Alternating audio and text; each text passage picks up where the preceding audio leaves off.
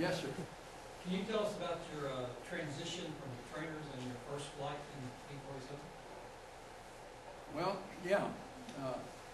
Before flying the P-47, I had flown P-40s and P-39s. P-40 was a pretty good airplane. It was just obsolete. The P-39 was also obsolete, and it wasn't a very good airplane. It was the prettiest propeller fighter ever built, but it had some real nasty characteristics. You pull one in a real tight turn and get a high-speed stall. In a P-47, you could stall it and it'd just shudder out there.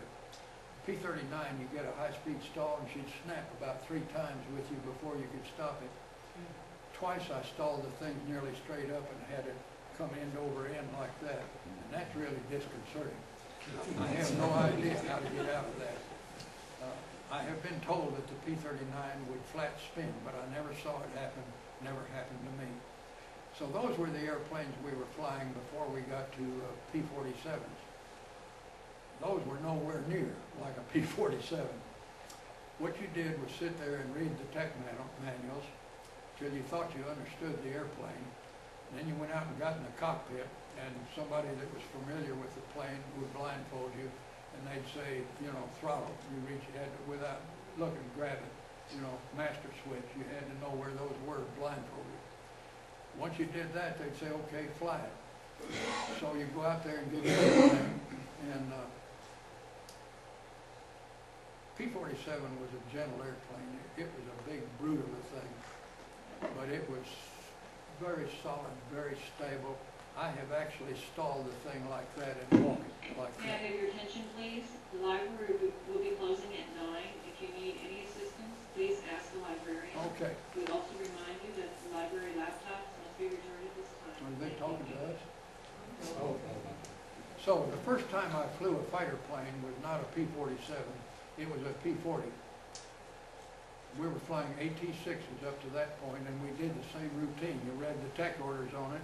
Your instructor went out and sat on the, or stood on the wing and watched you go through your cockpit. If you knew it, he said, fly it.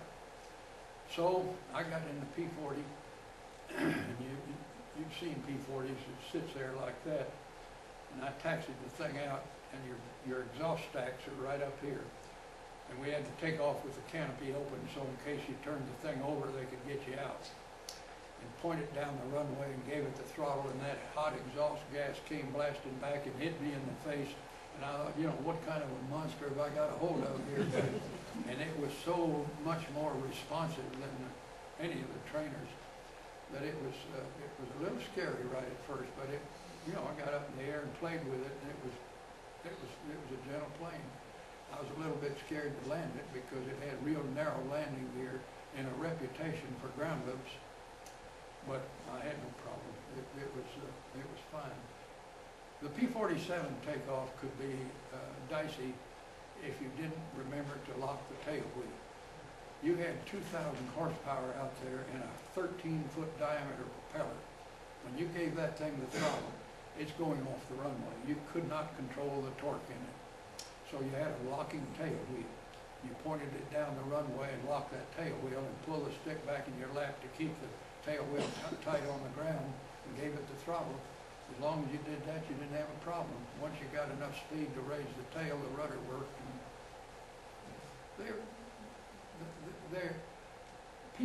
the P-47 particularly, P-51 too, they're easy airplanes to fly. But they're not toys, they're weapons, and nothing was built into them to detract in any way from the weapon part of it. So if they ever got away from you, you had a real problem. And you had to fly them all the time. But they were fun. I was just wondering, did you take a lot of pictures, or?